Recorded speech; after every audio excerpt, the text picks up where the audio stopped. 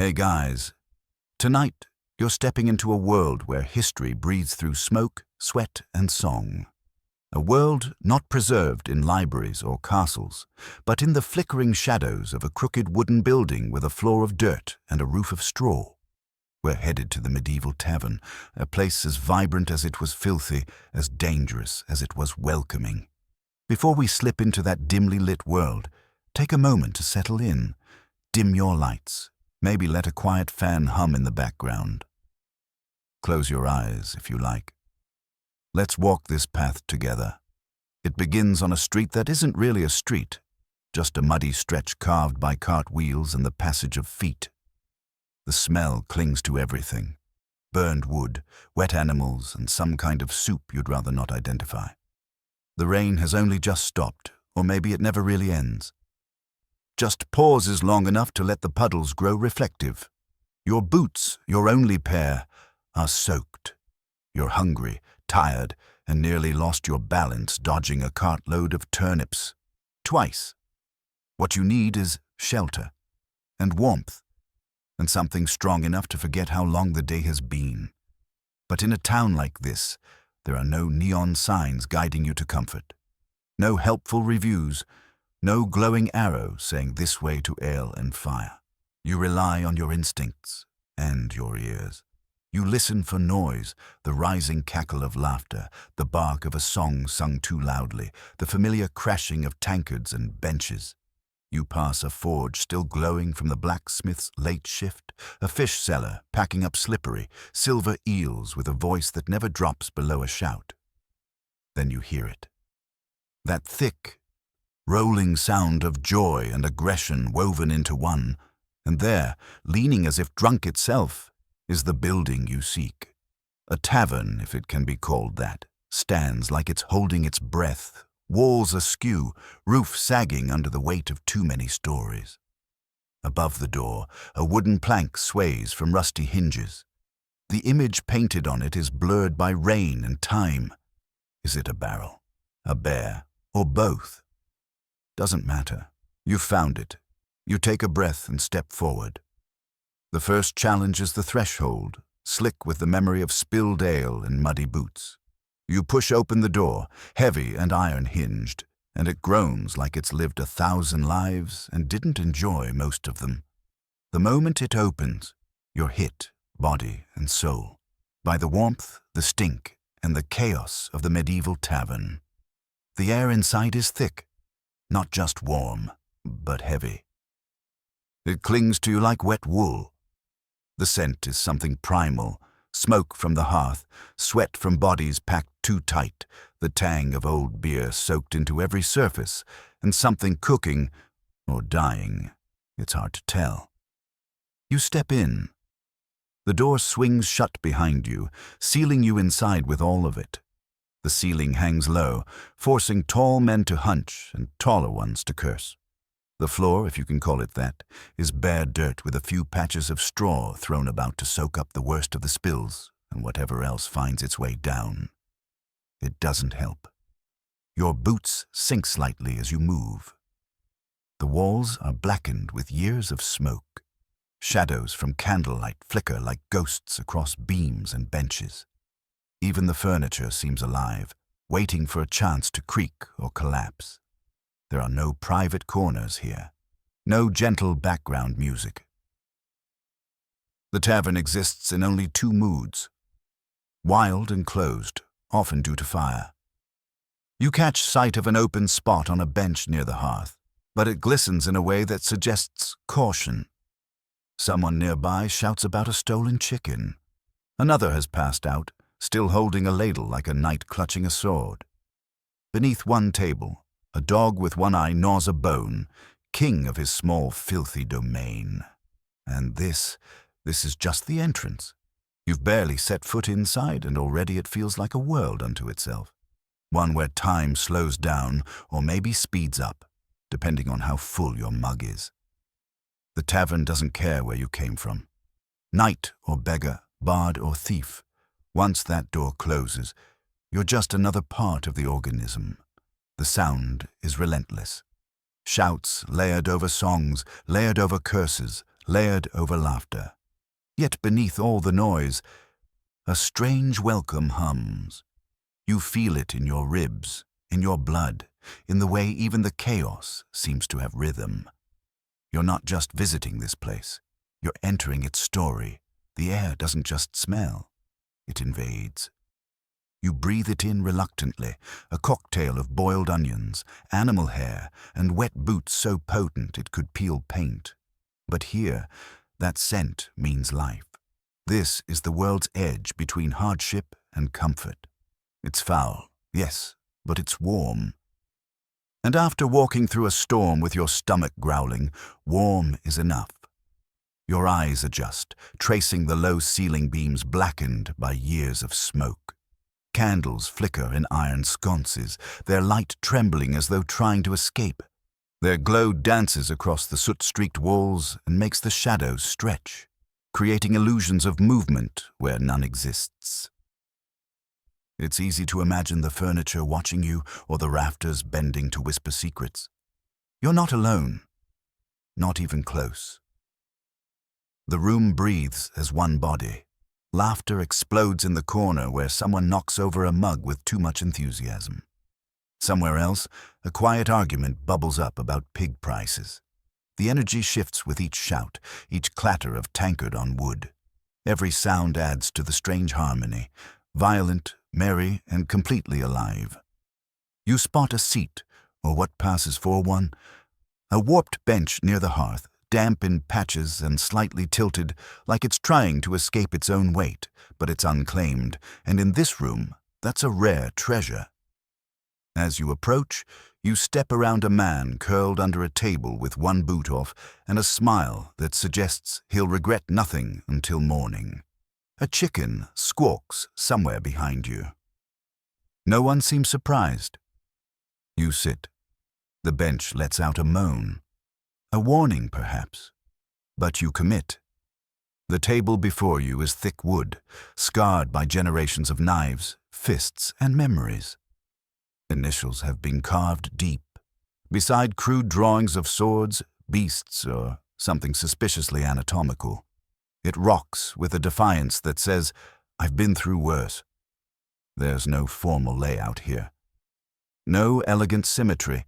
The tavern seems to have grown rather than been built.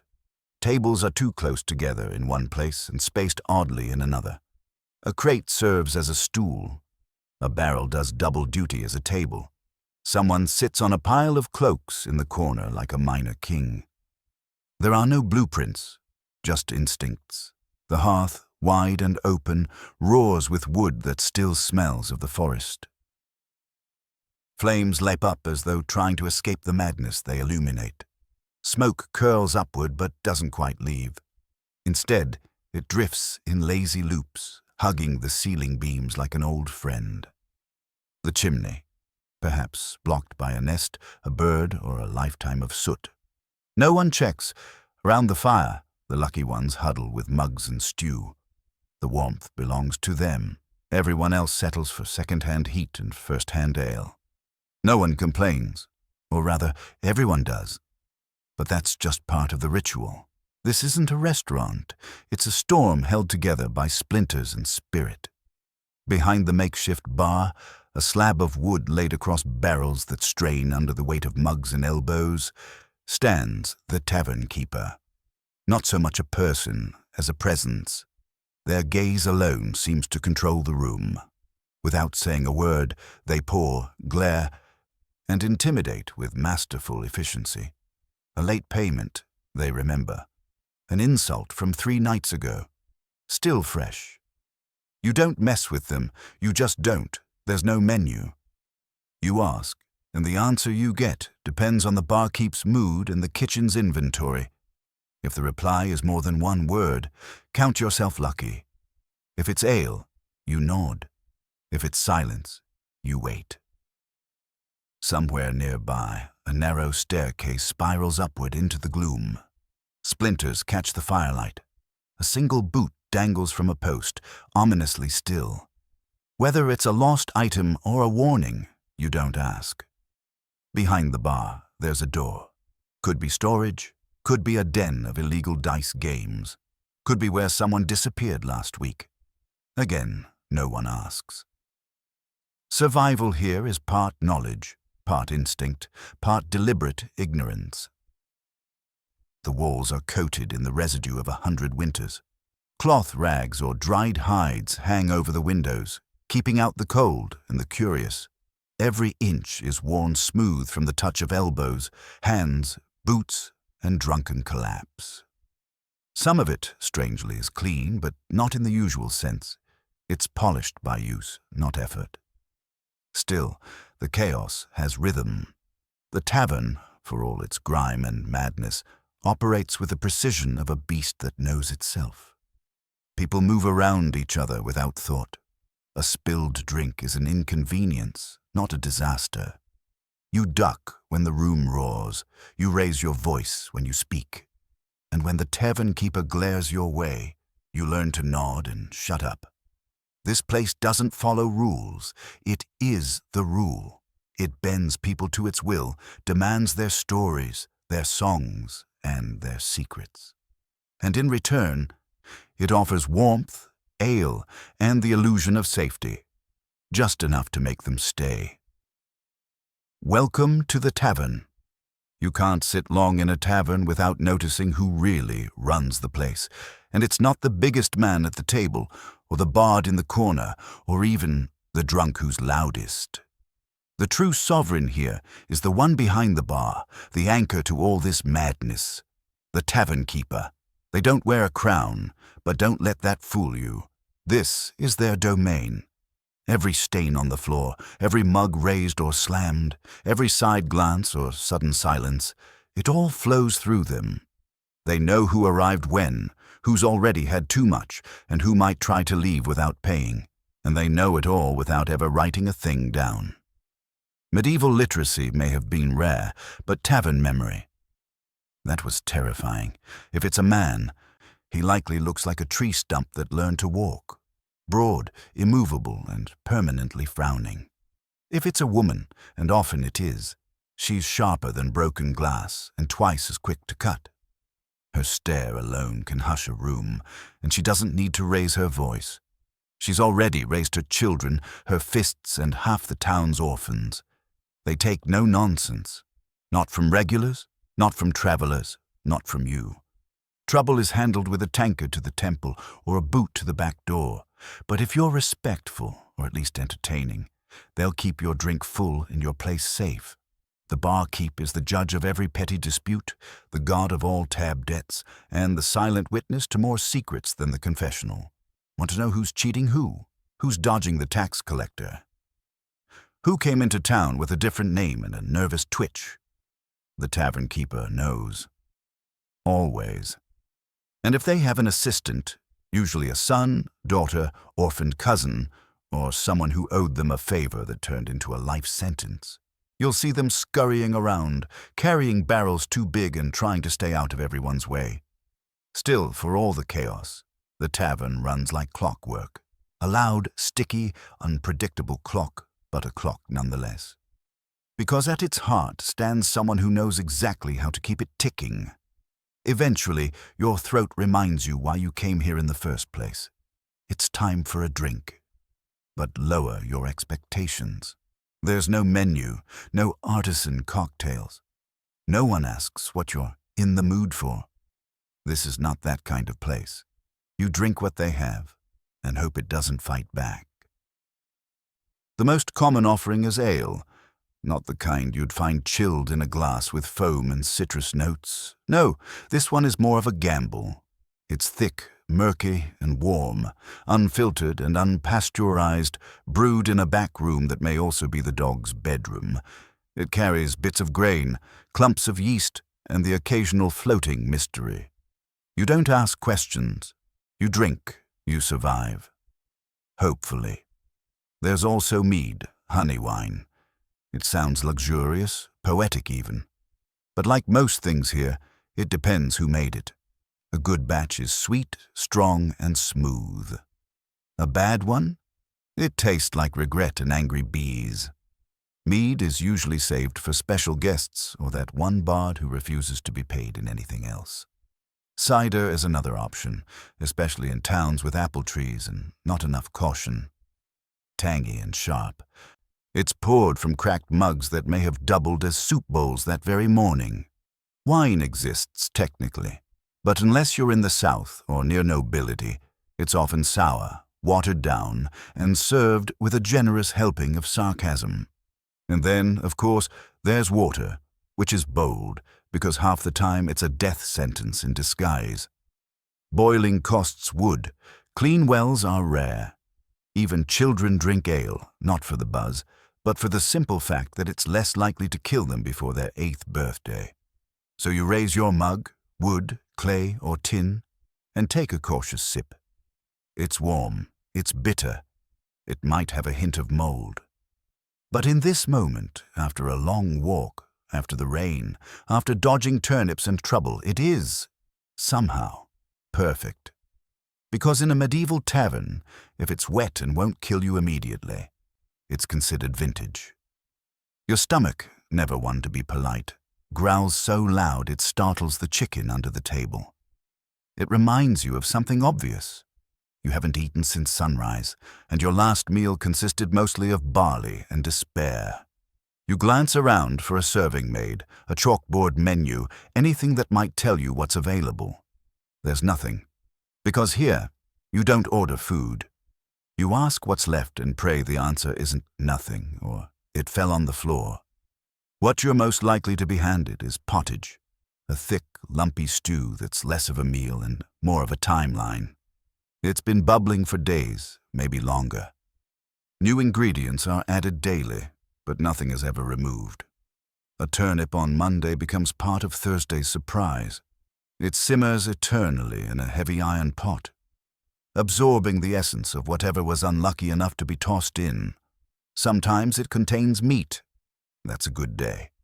Or possibly a bad one, depending on what kind of meat it is. Rabbit if you're lucky. Pigeon if you're not. A confused chicken that wandered too close to the fire. Also possible. If it's something from the woods, brace yourself. It might be game, or it might be whatever was found in a trap and didn't look too diseased. Your bowl is earthenware if you're fortunate, wooden if you're not, and something resembling bark if you're really out of coin. Your spoon might be provided, but don't count on it. Most patrons carry their own knives, and if they're missing one, they'll use their fingers and lick them clean afterward. Proudly. Napkins don't exist. Sleeves do. Bread appears on the table in chunks. It's dark, dense, and has the personality of a brick. If it's soft, it was baked today. If it's hard, it was baked last week and might chip a tooth. Either way, you eat it because it's filling and it keeps your hands warm. There's also cheese, thick, pungent, and capable of defending itself. It smells like secrets and travel. If you're lucky, it hasn't sprouted anything green. Pickled eggs and salted fish might make an appearance too. Not because they're delicious, but because they don't rot as quickly and they're easy to store in barrels that nobody really cleans. If someone offers you a special, be cautious. That usually means they had too much of something lying around and decided to serve it before it walked away on its own legs. And yet, in the flickering light of the fire, with steam rising from your bowl and noise all around, something magical happens. It isn't fine dining, but it's hot, it's hearty, and it quiets the gnawing in your gut. You stop wondering what's floating in your stew. You stop caring, because for the first time today, you're eating. Not just surviving, eating like a human being among other souls who also just want to make it to tomorrow. You chew, you swallow, you wipe your mouth with your sleeve, and then you look up, and the real show begins. The tavern is not just a place to drink or eat, it's a living stage, and every person in it is part of the performance. On your left, a ruddy-faced farmer slams his mug on the table as he finishes his fourth tale about his cow giving birth in a ditch. He gestures wildly and slaps your back mid-sentence, possibly mistaking you for his cousin, or his cow. In the shadowed corner of the room sits a cloaked stranger nursing a mug, his face half hidden, his presence half daring. Is he a monk who left his abbey under suspicious circumstances, a fugitive with a knife tucked in his boot, or just someone who really, really dislikes company? You don't ask, you don't stare. You certainly don't make conversation unless you want to find yourself behind the stables at midnight, explaining your dental situation to a tree. Near the hearth, a soldier in patchwork armor retells a grand tale to a circle of eager ears. His story features dragons, Frenchmen, and a talking sword. No one believes him. That's not the point. His mug is full, his voice is loud, and he knows how to keep the crowd laughing between bites. There's a merchant at a nearby table, red-faced and glistening, yelling about grain prices no one asked about. He jingles coins from a too-heavy pouch and laughs too hard at his own jokes.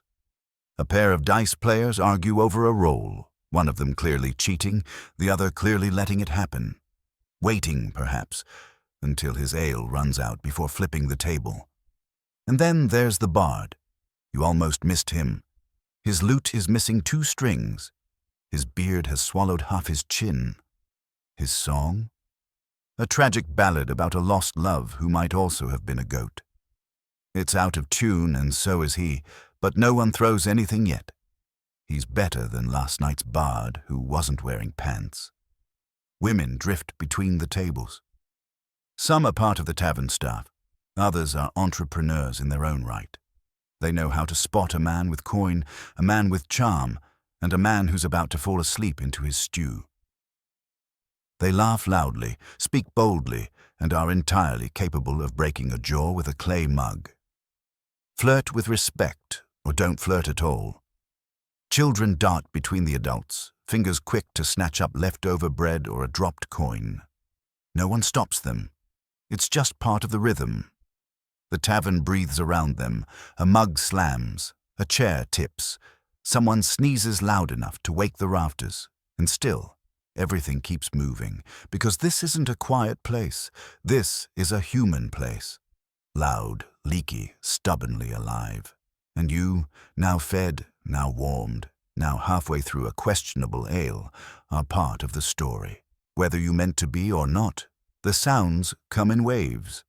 At first, it's just background noise, a hum behind your thoughts. But the longer you sit, the more the tavern's rhythm begins to emerge, and suddenly, it's no longer just noise. It's a kind of music, a living, gasping, hilarious symphony played entirely by people who never practiced and don't care. It begins with the mugs. Thick, heavy vessels slammed against warped wooden tables. Sometimes in celebration, sometimes in demand. Sometimes just to punctuate a story that's starting to lose its edge. They don't always survive the impact. Cracks form. Some break outright. Both outcomes are met with the same response. Roaring approval. There is no sadness in a shattered mug, only the promise of another round. Then comes the laughter. It starts small, a chuckle near the hearth, a cackle from someone who's clearly had too much and not enough at the same time. Then it builds, layer upon layer of it, a kind of call and response among drunks, big-bellied laughs that shake the benches, snorts, wheezes, that peculiar kind of laughter that ends in coughing and still counts. No one knows what the joke was. No one cares. Laughter here doesn't need a reason, it just needs volume. Voices rise next, all speaking at once, each determined to be louder than the last. One man yells about turnip taxes. Another recites a half-remembered prayer he swears wins dice games. A woman in the far corner is threatening to pour hot stew on her companion unless he returns the knife he borrowed last week. The bartender shouts across the room for someone to put the goat back outside. Yes, there's a goat. No one knows why. No one seems to question it anymore. Somewhere behind you, someone tries to start a chant. It's unclear what the words are. They change with every repetition. But people join in. They always do. Rhythm is contagious. Coherence is optional. And always, there's the bard, still strumming, still singing, his voice cracking on the high notes like a ship against rocks. He plays the same 4 chords over and over, probably because those are the only 4 that still work. The lyrics change. One minute he sings about a lost princess, the next a stolen sheep, then a nobleman who wore his pants backwards into battle. If the song starts to sound too familiar, he shifts the tune, invents a new verse, and keeps going. No one wants accuracy. They want distraction, noise, something to lift their hearts and drown their thoughts. Sometimes he sings about people in the room, and when he does, everything changes. The tavern goes quiet for a half-second, waiting. If the subject laughs, all is well. If not, things can go sideways. In the middle of it all, someone spills something, not a drop. A flood. A mug upended, ale pouring down onto the floor, or possibly onto someone's lap. There's shouting, accusations. Someone rises too fast, knocks over a stool, then sits back down as if it never happened. Across the room, someone burps. It echoes. Someone else answers with a hiccup. Then a fart rips through the air, grand and unapologetic, and the place erupts.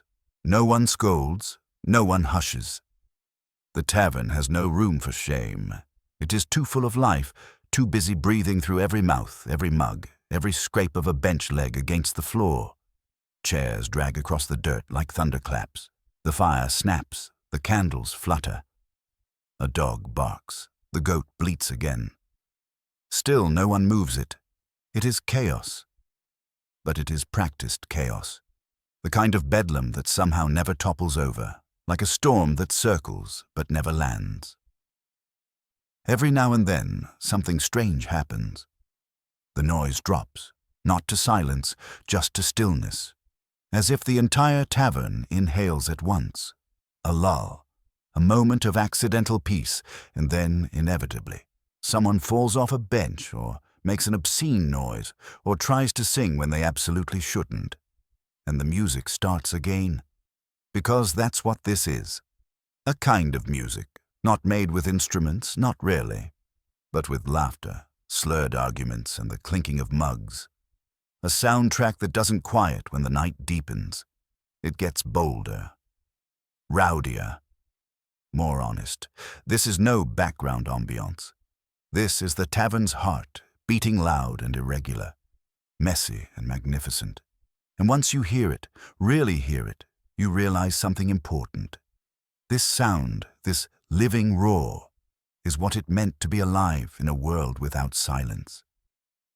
As the mugs empty and the fire settles into a steady glow, something begins to shift. The noise doesn't fade. It transforms. The laughter turns sharper. The air grows thicker. And somewhere between the last gulp of ale and the first clatter of dice, the tavern reveals another of its many faces.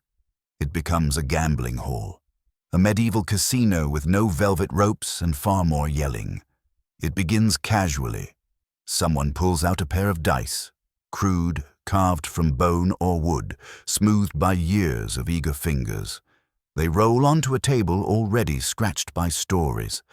The sound they make is addictive, that soft, bouncing tumble followed by silence, then groans or cheers. It spreads like fire. Another game starts nearby, then another. Soon, copper coins and wooden tokens are sliding across tables in pursuit of luck. There's no dealer, no official rules. Every game is made up on the spot, or explained just vaguely enough to be confusing. Sometimes you're trying to get the highest number. Sometimes you're matching symbols. Sometimes it's not clear if the game is even real or just a way to take your money. Cards appear in some corners. Not the neat, printed decks of modern times. These are thick, hand-painted slabs, curled at the edges from sweaty hands and spilled drink. They're bent, worn, and probably missing at least 1 or 2 important members of the suit. Still, they're dealt out with ceremony, and the players treat them like holy relics, until someone cheats, and then they're just ammunition. Wagers escalate quickly. First it's coins, then it's someone's boots, then it's the cloak on their back. Then it's a goat, possibly the same one that's still wandering through the tavern completely unbothered. At least one man bets his place by the fire. Another bets his freedom for the night. He loses. No one seems surprised. The regulars are experts. They laugh too easily, roll too slowly, and smile with too many teeth. Their hands are quick, their sleeves suspiciously bulky. They're cheating, of course. Everyone knows it. That's part of the game. The trick is not to avoid being cheated, but to enjoy it so much you don't care. Side contests erupt too. Arm wrestling matches across slippery tables. Thumb wars that somehow turn into wrestling matches. And then the crown jewel of tavern idiocy, the drinking contest. Two men, sometimes three, sit opposite one another, mugs in hand, faces grim with purpose. The goal is simple: drink until you can't. The winner earns applause. The loser earns the floor. Some don't stop even then. One man drinks so much he forgets which end of the mug to use. Another passes out upright, snoring with eyes wide open. A third continues rolling dice after he's clearly unconscious, his hand still twitching like it's haunted by debt. The tavern doesn't judge. If anything, it celebrates this reckless pursuit of luck. Because here, gambling isn't just a game, it's a mirror. It reveals the drunk, the desperate, the daring. It asks, what will you risk when you have nothing left to offer but your dignity and your belt? And the answer, always, is everything. You can feel it in your bones now, the charge in the room. This is no longer just a place to sit and drink. It's a stage for chaos, where fortunes rise and fall over the turn of a bone die, and reputations are made on nothing more than bluster and bravado. And yet somehow, it's beautiful. In a world ruled by land, lineage, and law, the tavern offers one sacred truth. Here, for just a few hours, anyone can win, even if the prize is only another drink and a few bruises to take home as souvenirs. As the night ripens, the gambling begins to slow. Coins are gathered, debts are forgotten, and mugs refill with a little more ease, a little less purpose. The energy shifts again, not down, but inward. Now, with bellies full and heads swimming, the tavern leans into the thing it knows best: storytelling. It starts with a throat clearing in the corner. The bard, battered but undeterred, tunes his strings with all the precision of a drunk blind man chasing flies. But when he begins to play, ragged, sharp, oddly tender, the room turns its ear, just a little. Just enough. He sings of heartbreak and heroism as though they're the same thing. A tale of a knight who fell in love with a mermaid and drowned reciting poetry. Everyone knows it's false. That's not the point. The point is how beautifully the lie is told. Because here, truth is optional, but entertainment is sacred. Other voices join in. Not musicians, not professionals, just people. People with ale in their veins and memories in their mouths. One man swears he once wrestled a bear in the mountains. Another says he watched a witch turn a cow into a goat with a whisper and a wink. A third, already swaying in his seat, insists his great-aunt's cousin was married to Charlemagne, but only for a week. Each story begins the same way. You're not going to believe this, but... And they're right. You don't. But you want to. That's the magic. Tall tales become gospel. Mishaps become myth. One man describes a fish so big it sank a boat and walked back to the river. Another woman tells of a ghost that sings to newborns in the barn. Someone recites a poem, likely stolen from a monk's scroll, but delivered with such heart that no one cares. Laughter erupts, bread is thrown, mugs are raised. Applause comes in stomps and hollers. A few patrons wipe their eyes, not from emotion, but from the smoke curling out of the hearth and the strength of the onions in the stew. Or maybe, it's something more. Now and then, a real performer wanders through. A skald or minstrel, dusty from the road and hungry for coin or a warm place to sleep. They carry with them songs that span kingdoms and tales shaped by dozens of firesides. When they play, even the tavern quiets. Slightly. Enough. Their fingers move like memory across strings, their voices soft as parchment, sharp as steel. But even they know the rule. You never let facts ruin a good story. In this space, this swirling, steaming, candle-lit cradle of chaos, stories matter more than coin, more than status. They are how a stranger becomes familiar, how a drunk becomes a legend, how a fleeting moment is turned into something that lives beyond the next sunrise. By midnight, half the tavern is reenacting a tale about a one-legged knight who fought off 6 bandits with a soup ladle. Someone's using a spoon as a sword. Someone else is narrating in a voice so deep it could rattle stone. You forget, for a second, that it's all nonsense. Because the joy is real. The laughter is real. The people are real. And in a medieval world so often marked by hardship, war, and silence, what more could you ask for than a room where a lie, well told, is a treasure worth more than gold? Something has changed in the air. It happens slowly, like a shift in the wind or a new note in a familiar tune. Maybe it's the 4th cup of ale finally settling in. Maybe it's the warmth from the fire rising to cheeks and chests. Or maybe, just maybe, it's the bard's 3rd song about an unfaithful shepherdess that stirs the tavern into something more reckless.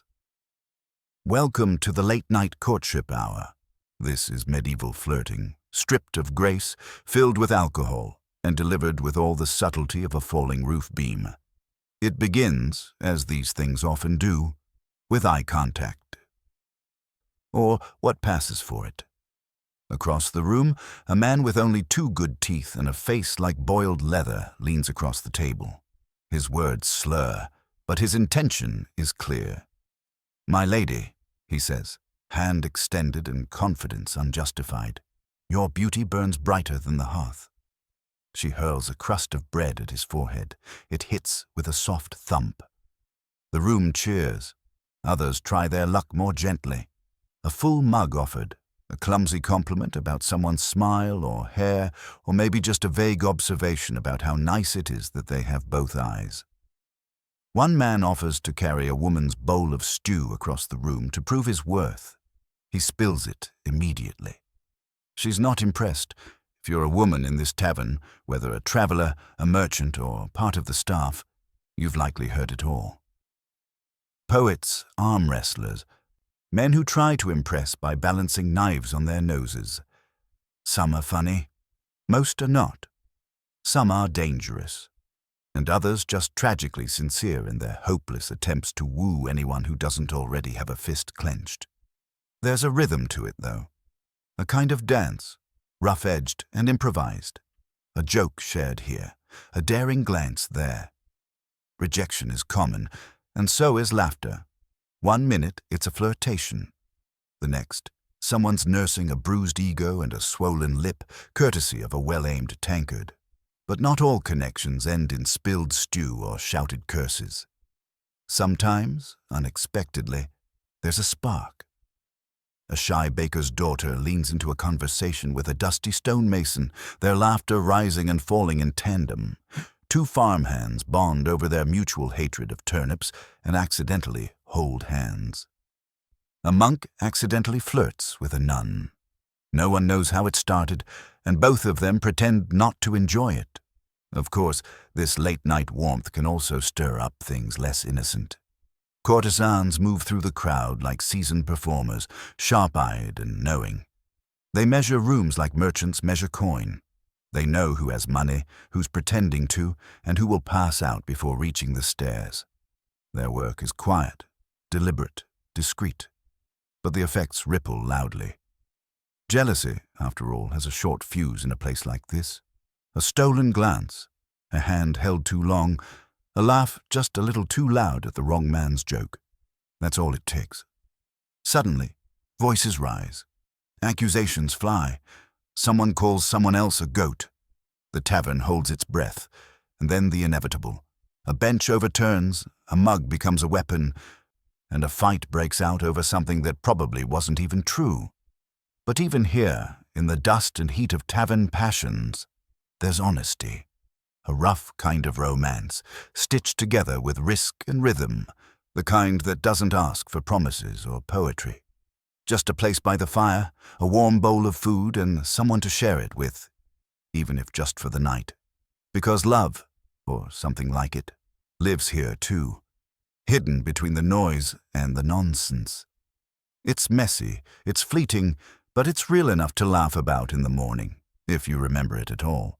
It was bound to happen. Maybe someone bumped a mug. Maybe someone cheated at dice too, obviously. Maybe two men claimed the same bench at the same time, and neither one was drunk enough to let it go. Or maybe, just maybe, someone made an unfortunate remark about someone else's mother involving a goat, a soup ladle, and a questionable family resemblance. Whatever it was, it doesn't matter. The spark is struck. The tavern, which only moments ago echoed with music and laughter, shifts in an instant. Mugs freeze halfway to mouths. Benches creak beneath paused conversations. Even the goat stops chewing. All eyes flick toward the source of the noise. A stool falling, a growl in someone's throat, a finger jabbing the air, and then someone yells the sacred phrase of impending violence. "Hold my bread!" And the room erupts. A tankard flies through the air, spinning end over end before crashing into a support beam with a splash and a cheer. A man launches himself over a table with all the grace of a drunk catapult, arms flailing, eyes wide, heart full of misplaced courage. A chair shatters. A plate of stew becomes a weapon. You might think this would clear the tavern out. It doesn't. No one leaves. A bar fight isn't just expected, it's entertainment. Most patrons simply pull their mugs a little closer to avoid the splash zone. Others place bets. One man, already bruised from an earlier game of who can drink the most, jumps into the melee with no idea why. He saw motion and followed instinct. The fight itself is less battle, more chaos.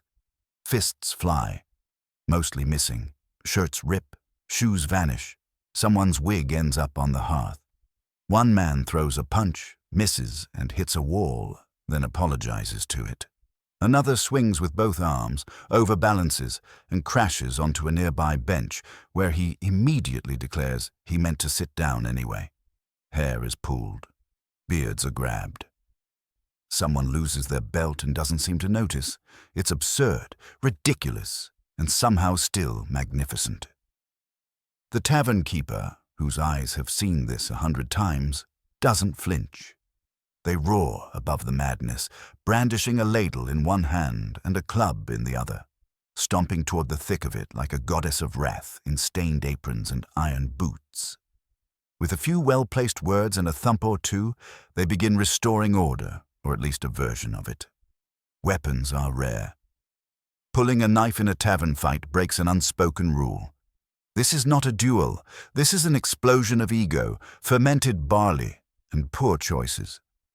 Real blades turn comedy into tragedy, and no one wants to be banned from the only place in town that serves warm food and tolerates their singing. So fists stay bare. Mostly.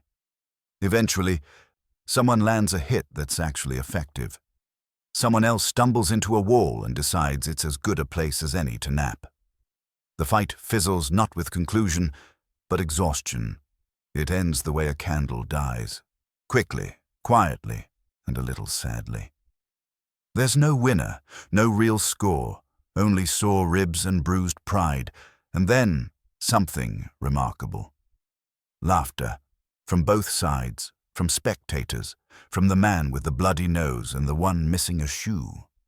Someone starts a song. Someone else lifts a mug. Within 10 minutes, it's as though nothing happened. The stew is hot again. The music limps back to life. The man who threw the first punch is now arm in arm with the man he hit, arguing over which of them landed harder. No grudges, no lawsuits, no apologies, really. Just the strange camaraderie of people who survived something together, even if that something was mostly their own stupidity. Some walk away with a new nickname, others with a limp. One man is missing a tooth and already composing a song about it. But in this tavern, a fight isn't the end of the night. It's just another verse in the song. The brawl is over. The bard has collapsed mid-ballad, still clutching his instrument like a long-lost lover. A puddle of cider and shame spreads beneath the bench where he slumbers. Around him, the tavern exhales, slow, uneven, and loud. It's time to sleep, or something like it. Don't expect silence, or comfort, or privacy. This is a medieval tavern, not a noble estate. No one tucks you in or fluffs a pillow. If you're lucky, the tavern offers lodging. If you're not, you'll be lodging with the mice under the hearth. Upstairs, if there is an upstairs, is reached by a staircase more splinter than step. The boards creak like they're warning you with every footfall. The ceiling is low enough to test your skull's integrity. Duck or suffer. The rooms? Small, cold, shared. Privacy doesn't exist here. You're not assigned a room, you're assigned a space. Shoulder to shoulder with strangers who might have been your drinking companions or the ones you just fought. Some snore like they're trying to wake the dead.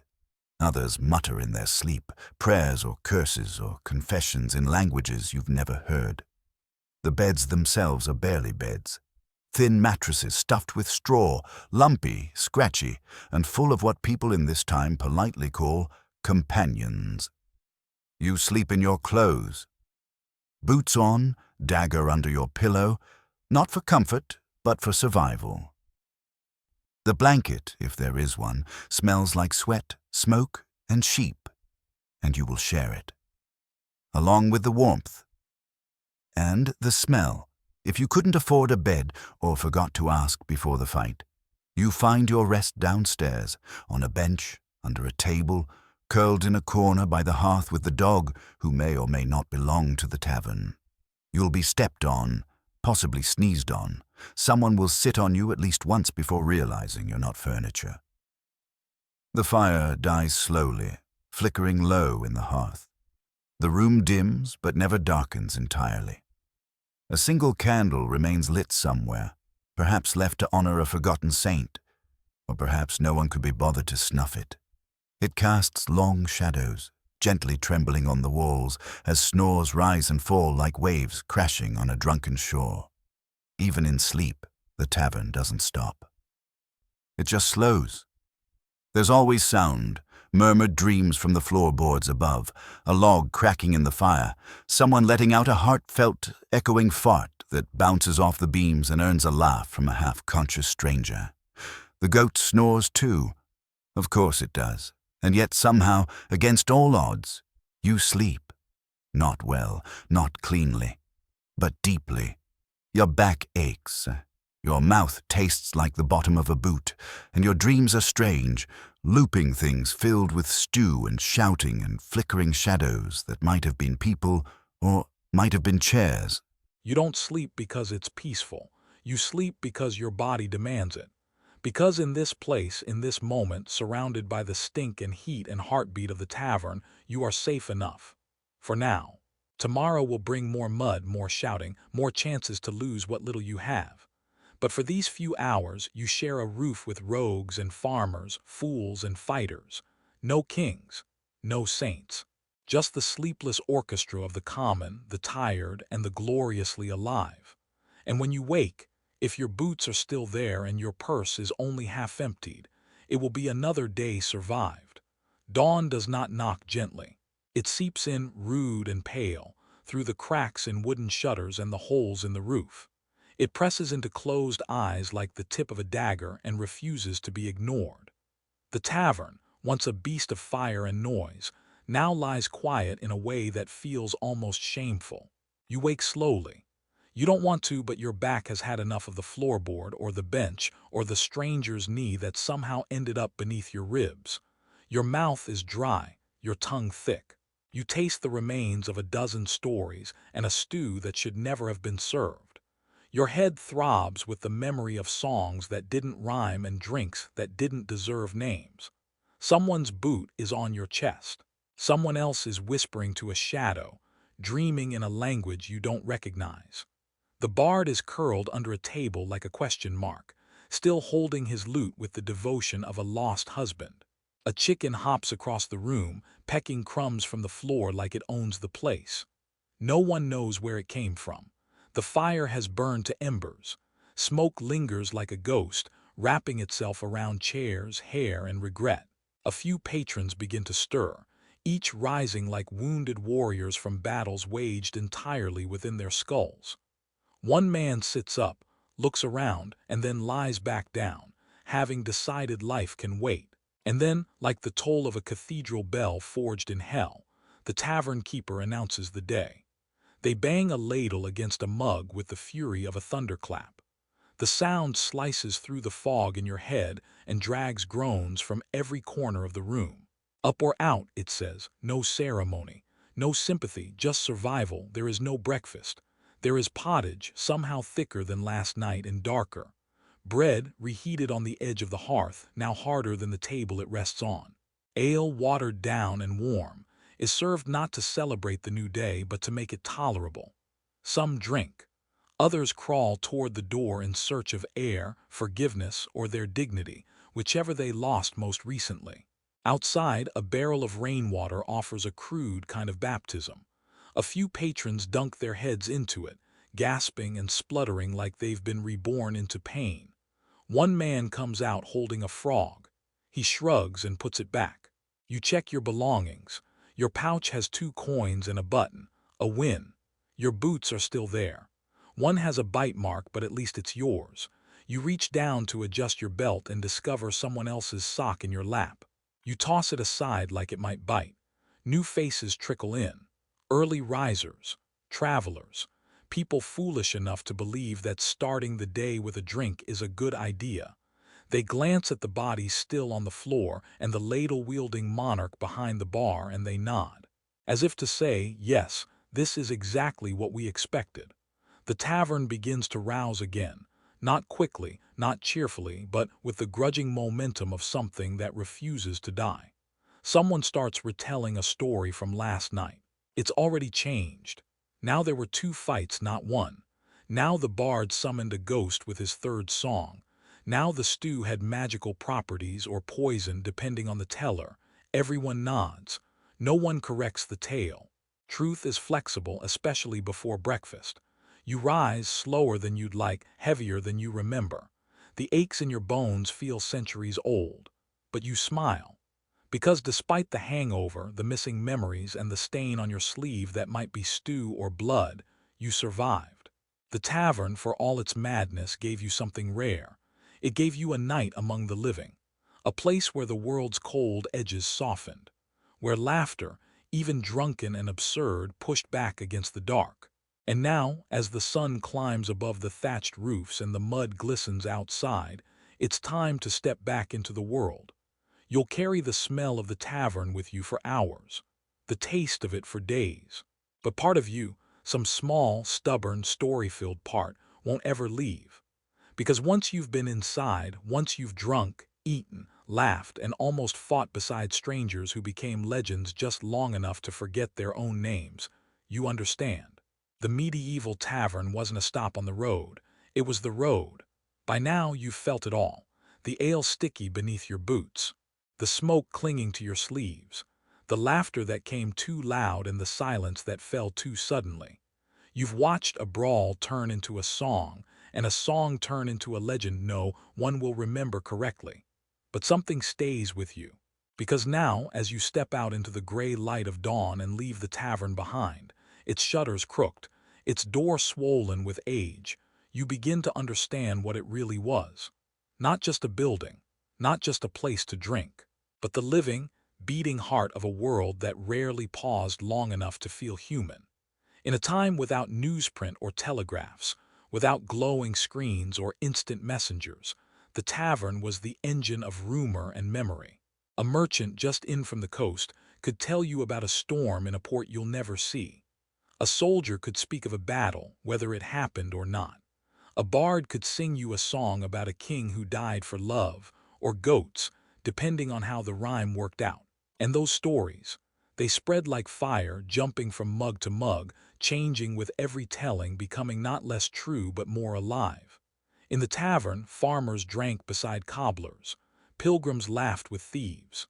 Status blurred at the rim of a shared cup. You could become someone else, or no one at all. You could vanish into the crowd or be remembered as a fool, a flirt, or a fighter. It all depended on how loud you laughed or how well you lied. Business happened too. Deals sealed with calloused hands, contracts born from spilled cider. Alliances formed with half a song and a shared bench. Grudges began and ended in the same breath. And all of it mattered because the tavern was where everything happened when the outside world felt too cold, too hard, too long. It wasn't clean, it wasn't safe, and it wasn't always kind, but it was alive. And for people who spent their days bent over soil or standing guard in the cold, that mattered more than we can easily grasp now. Because here, in this dirt-floored sanctuary of steam and song, they weren't just working, they were being. For a few hours they could sit by the fire, listen to a lie told beautifully, share a crust of bread, raise a mug and laugh. Not to forget the world, but to remind themselves they were still part of it. And when the ale soured and the candle burned low and the brawls had ended, the tavern stood quiet, not empty but resting, waiting for the next night, the next song, the next tale no one would believe but everyone would love. Because before there were pubs, before cafes or clubs or town halls, there was the tavern. It was loud, it was filthy, it was honest, and no one ever truly left unchanged. Before she became a legend, she was a mystery. Her name meant, "The beautiful one has come," but no one could agree from where. Some whispered she was the daughter of a powerful Egyptian vizier.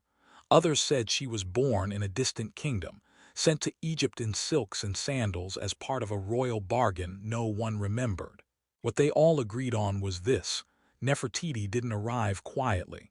She appeared like lightning, not with violence but with brilliance, as if the gods themselves had shaped her not from clay but from sunlight. She didn't stand beside the throne like a shadow. She stood in its light. When she met the man who would become Pharaoh Akhenaten, Egypt itself shifted. He was not born to change the world. His name had been Amenhotep IV, just another son in a long line of God's-turned kings. But something stirred in him, a dream, a vision, a crack in the stone certainty of tradition. When he became pharaoh, he turned away from the old gods, declared war not with armies but with silence. He lifted the sun disk, the Aten, above all else, and claimed that only it deserved worship. And Nefertiti, she did not flinch. She did not plead for the old ways. She stood with him, not behind, beside. She wasn't just a queen, she was his mirror, his partner in revolution. In temple reliefs, she isn't modestly veiled or seated demurely. She is bold, present. At times, she is shown larger than Akhenaten himself, offering tribute to the blazing sun, her arms lifted in command. She smites enemies. She leads ceremonies. She raises her daughters beneath the god who touches the earth with light. Egypt had seen queens before, but never like this. Together, they built a city from sand.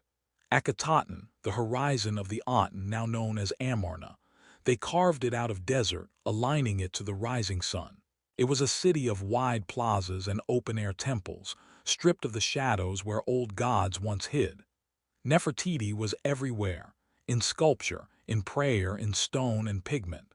Her presence pulsed through the city like heat, and the art changed with her. Gone were the stiff, timeless poses.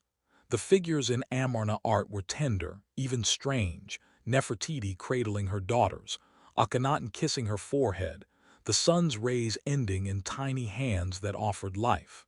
Their world was soft, surreal, sacred. It was love and power made visible. But love, even divine, cannot stop the tide of tradition. Priests, exiled from their temples, plotted in silence. The people, told their gods no longer mattered, waited. And while the sun rose above Amarna in perfect golden arcs, shadows lengthened behind its walls. Still, Nefertiti endured. She bore 6 daughters. She ruled the palace. She gave speeches. She may even have ruled alone, some say as co-regent under the name Neferneferuin. Others whisper she became pharaoh in truth when Akhenaten weakened. But then she disappeared. No tomb, no statue toppled, no clear ending. Only silence. History, so loud in its adoration of her during life, turned its face away. And yet that silence, that vanishing, only deepened the legend, because the beautiful one who came never quite left. One day she was everywhere on temple walls, carved into altars, standing radiant beside her king as the sun touched their foreheads like a god's kiss. And then, without warning, she was gone. Not in death, not in ceremony, but in absence. Her name vanished from inscriptions. Her image, so vivid, stopped appearing. No one wrote a eulogy. No one carved a tomb, at least not one we can find. The queen who had once stood in the center of the sun's gaze stepped out of the light and into shadow. The city of Amarna followed her. When Akhenaten died, the dream they had built together, this strange, beautiful devotion to one God and one truth, began to crumble. The old priests returned. The temples reopened. The sun disk dimmed, and with it, the memory of those who had once worshipped it. Her daughters disappeared, one by one, and in their place rose a boy king, Tutankhamun, later renamed Tutankhamun, who reversed the revolution and restored the old gods. He was a child, a puppet, but behind him someone was pulling the strings. Some believe it was a high priest. Others say it was Nefertiti, still alive, cloaked in a new name, guiding Egypt from behind the curtain of myth. But nothing is certain. Her tomb has never been found. Her body has never been confirmed. Her story ends not in marble or mourning but in mystery, and yet we still remember her. We remember her not just through the records or the ruins, but through something stranger, something deeper. A bust, unearthed from the sands, now stares across time with a gaze so confident, so serene, that it silences even the loudest doubt. Her face, painted and perfect, sits in a museum far from the land that once called her queen. And still, she rules. She rules not through armies or decrees, but through the silence she left behind. Through the question that echoes louder than any answer. What happened to Nefertiti? She may have died in childbirth. She may have been overthrown. She may have ruled as pharaoh, only to be erased by those who feared what she represented. But whatever her fate, she did something rare. She carved herself into memory, not as a wife, not as a widow, but as a force, a presence, a whisper in stone. In a world that tried to forget her, she remains unforgettable. Because Nefertiti, the beautiful one who came, never belonged to one time or one king or one god. She belonged to legend, and legend never dies.